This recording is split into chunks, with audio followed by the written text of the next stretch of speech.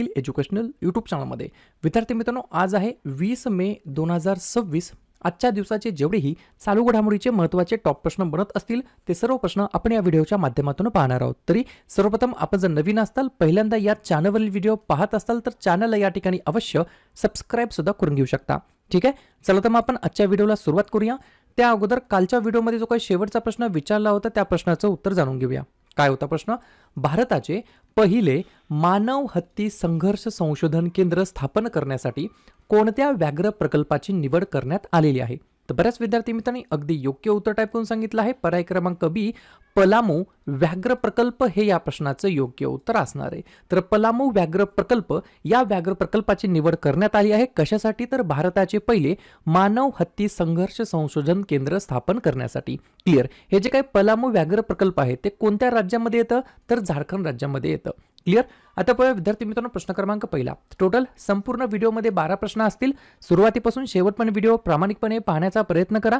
एक एक प्रश्न महत्त्वाचा आहे, तुम्ही कोणत्याही परीक्षेची तयारी करा. प्रश्न क्रमांक पहिला काय आहे?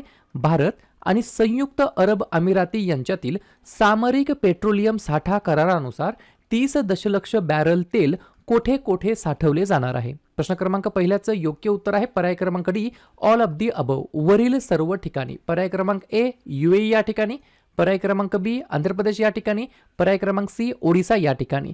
तीनही ठिकाणी 30 दशलक्ष बॅरल जे काही तेल आहे ते या ठिकाणी साठवले जाणार आहे. याच्याबद्दल 3-4 पॉईंट्स आहेत, ते लिहून घ्या.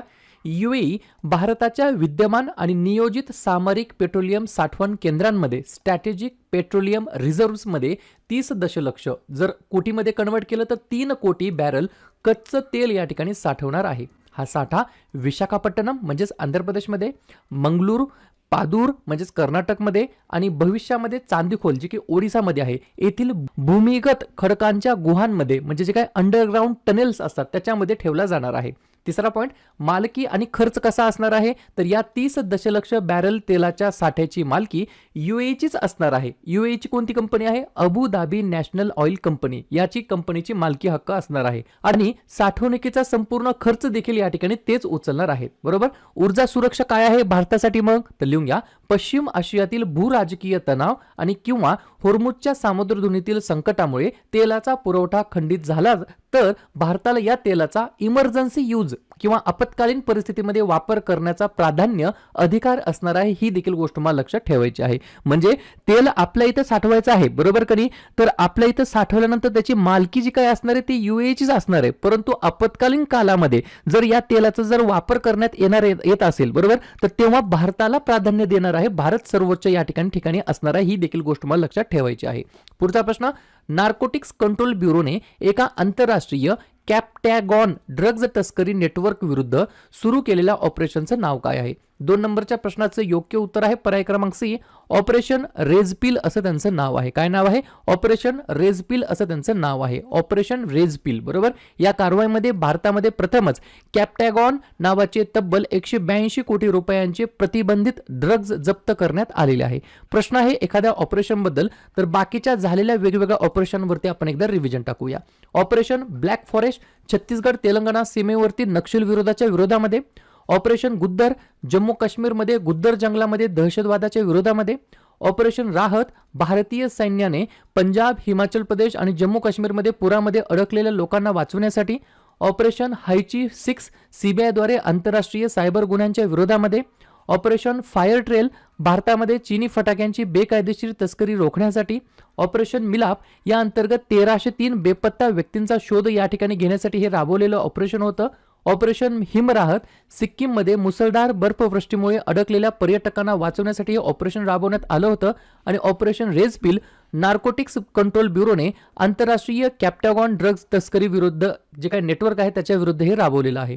पुढचा प्रश्न, कोणत्या देशाच्या रॉयल नॉर्वेजियन ऑर्डर ऑफ मेरिटचा ग्रँड क्रॉसने अलीकडेच नरेंद्र मोदी यांना सन्मानित करण्यात आला आहे? 3 नंबरच्या प्रश्नाचं योग्य उत्तर आहे पर्याय क्रमांक बी, नॉर्वे हे या प्रश्नाचं योग्य उत्तर असणार आहे. मग मला एकदा या ठिकाणी कमेंट करून सांगा, आपल्या भारताचे जे काही पंतप्रधान आहेत माननीय नरेंद्र मोदी, बरोबर, आता या ठिकाणी हा जो काही नॉर्वेचा सर्वोच्च सन्मान आहे, हा सर्वोच्च सन्मान भेटल्यानंतर नरेंद्र मोदी यांना एकूण या ठिकाणी ग्लोबली जे काही या ठिकाणी अवॉर्ड्स मिळाले आहेत वेगवेगळ्या देशांचे, त्यांची आता एकूण संख्या किती झाली आहे? 19 मे 2026 पर्यंत एवढंच मला तुम्ही कमेंट बॉक्समध्ये सांगायचं आहे. ठीक आहे. पुढचा प्रश्न क्रमांक 4. भारताने नुकतेच सीसीडीबी म्हणजे काय? कॉमन क्रायटेरिया डेव्हलपमेंट बोर्ड चे अध्यक्षपद स्वीकारलेलं आहे. तर भारतासाठी हा जो काही कार्यकाळ आहे, ड्युरेशन आहे, तो किती काळ असणार आहे? 4थ्या नंबरच्या प्रश्नाचं योग्य उत्तर आहे पर्याय क्रमांक ए 2026, 27, 28. म्हणजेच या ठिकाणी 2026 ते 28 या दरम्यानचा जो काही ड्युरेशनचा काळ आहे तो या ठिकाणी प्रेसिडेंट पद या ठिकाणी भारताकडे असणार आहे, सीसीडीबीचं, कॉमन क्रायटेरिया डेव्हलपमेंट बोर्डाचं. ठीक आहे. पुढचा प्रश्न क्रमांक 5. खालीलपैकी कोणत्या ठिकाणी भारताचे पहिले खाजगीरित्या उत्पादित लष्करी विमान एअरबस C295 तयार केले जात आहे?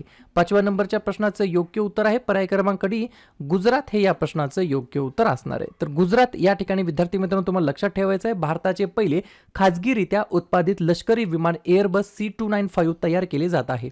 या ठिकाणी हे पहिलं खाजगीरित्या उत्पादित लष्करी विमान आहे, त्याच्यामुळे प्रश्न विचारला जाऊ शकतो. पर्टिक्युलरली गुजरातमध्ये वडोदरा या ठिकाणी हे होणार आहे. टाटा एअरबेस सुविधेमध्ये हे तयार केलं जाणार आहे. मेक इन इंडिया या उपक्रमाअंतर्गत भारतीय हवाई दलासाठी टाटा ॲडव्हान्स्ड सिस्टम लिमिटेड आणि एअरबस यांनी संयुक्तपणे हे विमान वडोदरा येथील फायनल असेंब्ली लाईनमध्ये तयार करणार आहेत किंवा करत आहेत. गुजरात स्थापना 1 मे 1960. याच दिवशी महाराष्ट्र राज्याची स्थापना. हाच दिवस या ठिकाणी आपण जे काही इंटरनॅशनल लेबर डे आहे म्हणून साजरा करतो. मुख्यमंत्री आहेत भूपेंद्र पटेल, राज्यपाल आहेत आचार्य देवव्रत, राजधानी आहे गांधीनगर. 3 महत्त्वाचे राष्ट्रीय उद्यान गीर, ब्लॅकबक आणि वनसदा आणि 5 महत्त्वाचे धरण सरदार सरोवर, उकाई, काढना, दंतीवाडा आणि धारोई. या ठिकाणी इग्नाइट अकॅडमीने काय केलेलं आहे तर कामगार विभाग भरती 2026 मध्ये निरीक्षक असेल, लेखापाल असेल, लघु टंकलेखक असेल याच्यासाठी या ठिकाणी बॅच या ठिकाणी एक लॉन्च केलेली आहे.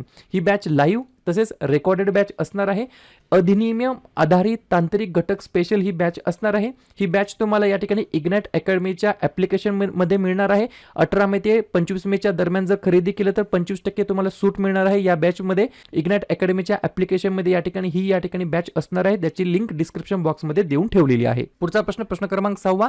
खालीलपैकी कोणत्या राज्याने GI सर्टिफिकेशन आल्याच्या लागवडीसाठी आले अभियान जिंजर मिशन या ठिकाणी सुरू केलेलं आहे? 6व्या नंबरच्या प्रश्नाचं योग्य उत्तर आहे पर्याय क्रमांक सी मिझोरम हे या प्रश्नाचं योग्य उत्तर असणार आहे. लक्षात घ्या, GI सर्टिफिकेशन मिळालेलं आहे मिझोरमच्या जिंजरला म्हणजेच आल्याला, बरोबर. त्याच्यामुळे या ठिकाणी मिझोरम जिंजर मिशन 2026 हे जे काय आले अभियान आहे ते या ठिकाणी सुरू करण्यात आलं आहे. उद्देश काय तर मिझोरमला औषधी आणि उच्च दर्जाच्या फार्मा ग्रेडच्या आल्याचा उत्पादनाचे जागतिक केंद्र बनवणे या उद्देशाने हे या ठिकाणी सुरू करण्यात आलेलं आहे, बरोबर. या ठिकाणी पाहूया पुढचा प्रश्न क्रमांक 7. अलीकडेच कोणत्या दिवशी जागतिक उच्च रक्तदाब दिवस साजरा करण्यात आलेला आहे? 7व्या नंबरच्या प्रश्नाचं योग्य उत्तर आहे पर्याय क्रमांक बी 17 मे हे या प्रश्नाचं योग्य उत्तर असणार आहे. 17 मेला आपण दरवर्षी या ठिकाणी काय करतो तर जे काही जागतिक उच्च रक्तदाब दिवस आहे, हाय ब्लड प्रेशर डे आहे, तो या ठिकाणी साजरा करतो. 17 मेला आपण पाळतो, बरोबर. जागतिक पातळीवरती जनजागृती वाढवणे आणि त्याचे निदान, प्रतिबंध व नियंत्रणास प्रोत्साहन देणे हा या दिवस साजरा करण्यामागचा उद्देश आहे. 2026 ची थीम काय आहे या दिवसाची?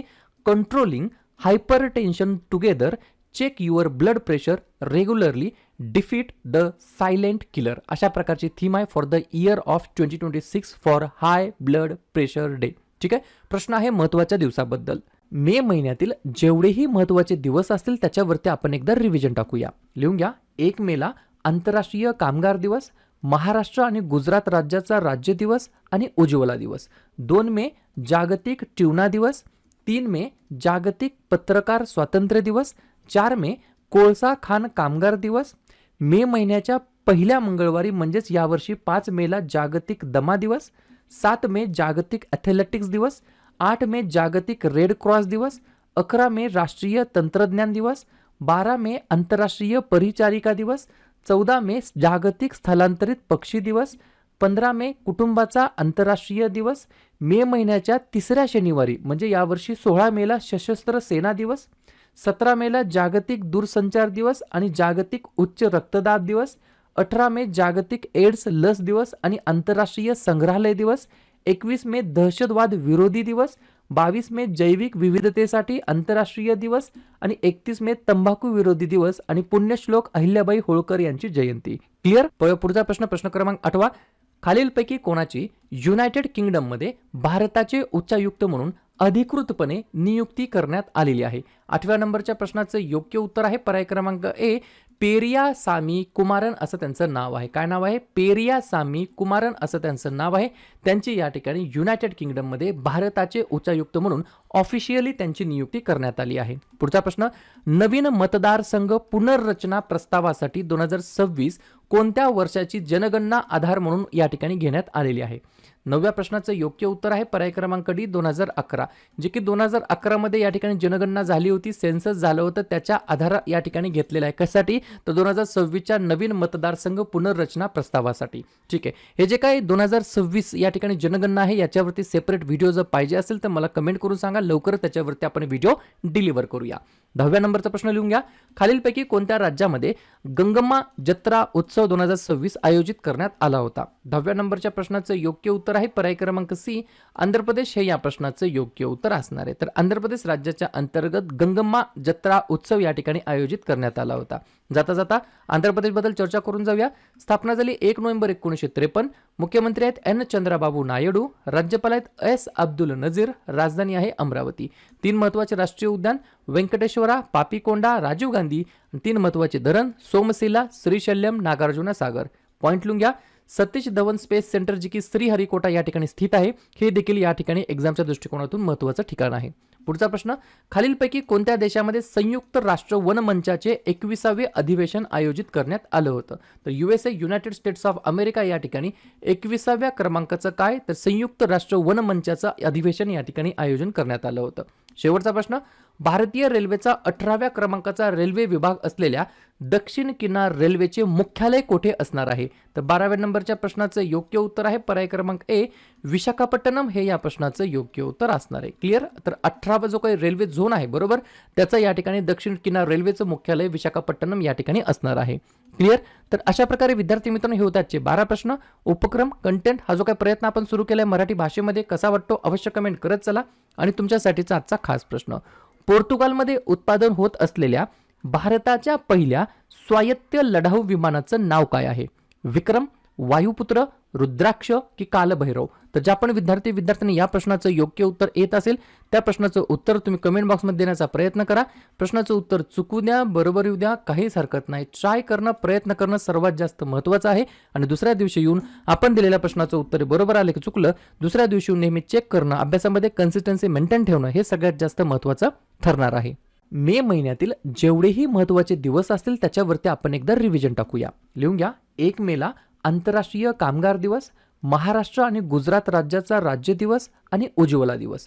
2 मे जागतिक ट्यूना दिवस. 3 मे जागतिक पत्रकार स्वातंत्र्य दिवस. 4 मे कोळसा खाण कामगार दिवस.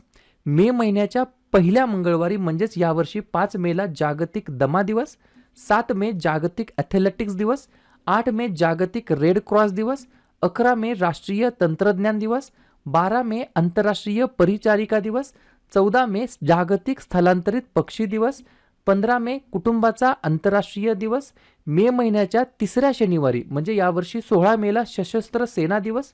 17 मेला जागतिक दूरसंचार दिवस आणि जागतिक उच्च रक्तदाब दिवस. 18 मे जागतिक एड्स लस दिवस आणि आंतरराष्ट्रीय संग्रहालय दिवस.